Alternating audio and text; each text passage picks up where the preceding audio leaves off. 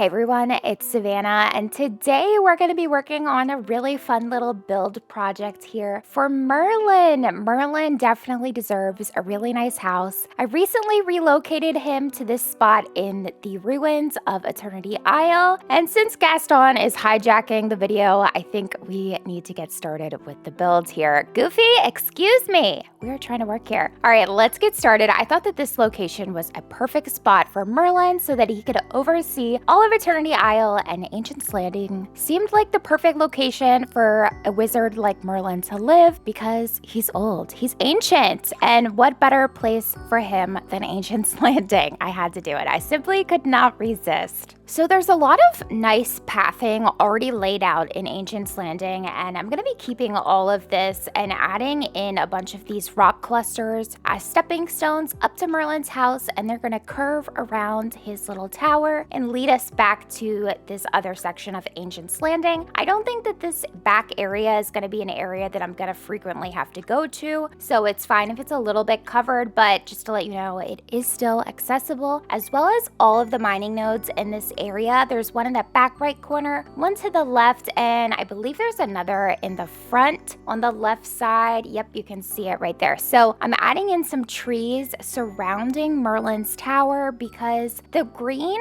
on Merlin's house works really well in the peaceful meadow, but I think that I kind of had to camouflage it a little bit in this area so that it wouldn't stick out quite so much, so that it would kind of look like Merlin's house looked good here. So I'm covering a lot of the base of his tower up with some natural plants. I think this also gives the illusion that Merlin's been here for a while. This tower has seen some things, and the plants have started to all grow around it. Once I'm at a good pause point of adding in landscaping, I'm going to be going into my furniture tab and start bringing out some items I think I want to use. So I brought out this stone well. I didn't end up keeping it, but I think it looks really nice with Merlin's house. It just didn't really have a place. I did bring in this celestial fountain as well as the telescope I knew I absolutely needed to use, and these new little fountains that you can craft with a time-bending table are just so stinking cool, so I had to bring in a bunch of those, and I think that they look really pretty extending over the path. Merlin's house also seemed like the perfect place to drop in a time-bending table, so I placed that, and here I'm just playing around with the layout for his yard, seeing where I want everything to go. I had a hard time placing the telescope. It just seemed like I couldn't get it to look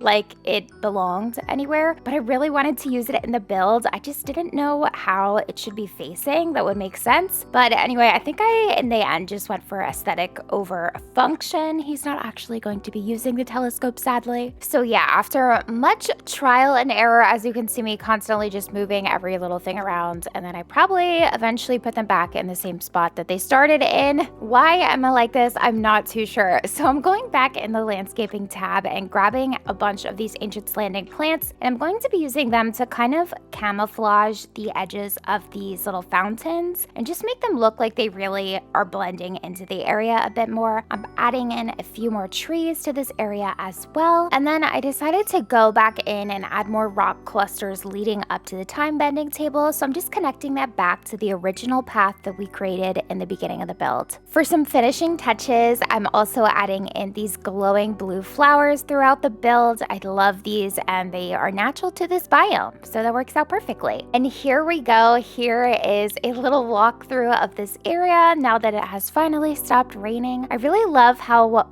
well blended into this area I think Merlin's house has become. For a while, I thought that it would only really look good in the meadow, but I pleasantly surprised myself with this build. I love the fountain shooting across the area. Now I think it's time that we bring Merlin on up to the area so he can check out his new house and yard. Be sure to let me know your thoughts on this build in the comments below. Where do you currently have Merlin's house? You know what? It felt a little weird taking him out of Dreamlight Valley, but I think he'll be really happy here in Eternity Isle, at least for a little bit. If you guys did enjoy this video, I would appreciate it if you'd like and subscribe, ring the notification bell so you don't miss my next video, and let me know what villager's house you'd like to see me decorate around next. Hopefully this video provides you with some Disney Dreamlight Valley design inspiration and you feel motivated to start decorating in your valley or Eternity Isle. I let Merlin go and he was off. He had more important things to do than check out this gorgeous yard I just built for him. Honestly, I can't blame him, but I think on that note, it's gonna be all for today. Thank you guys so much for hanging out. Be sure to like and subscribe and I will see you guys in the next video.